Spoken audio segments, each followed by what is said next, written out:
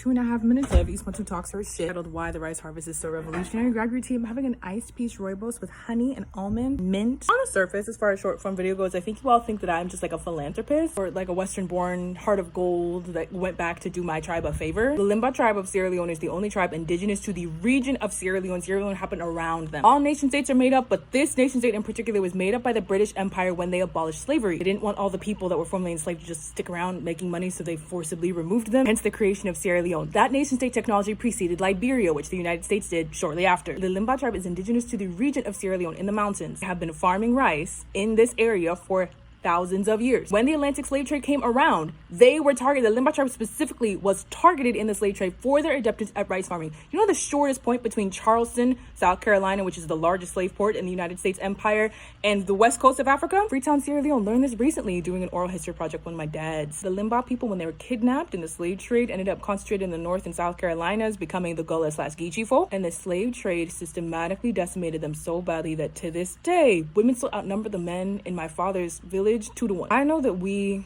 on the Western side of things don't really think that much about what it would be like to survive your kin getting kidnapped and taken away to never be seen again for hundreds of years, but it's desolation over there. I don't think that slavery has ever been more real to me, seeing people with land upon land upon land be unable to work it because they just don't have the strength. Still to this day, the only thing that would compel you to create rice at that magnitude with no machines is if someone was literally whipping you to death if you did not, okay? So I moved back home to Sierra Leone in 2024 to restart the rice harvest on a large scale. This is the first time that the Limba tribe has been able to produce rice on a scale that can feed hundreds of people in multiple generations. I'm in the position to do this because I'm in the ruling family of my tribe, but also literal history is taking place. And I do this, by the way, with money that I get from essays that I write for free, because people see an obvious benefit to investing in the systems that I am figuring out in front of you in real time. That's why it's revolutionary. Not just because I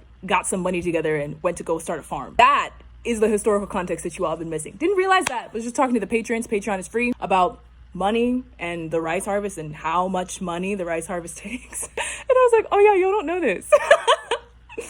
Now you know. But I hope it makes more sense now when I'm like, I would sincerely rather not eat for a week and give all of my money to making sure the rice harvest happens than to slow this project down, because it's so much bigger than just me. Have a good day.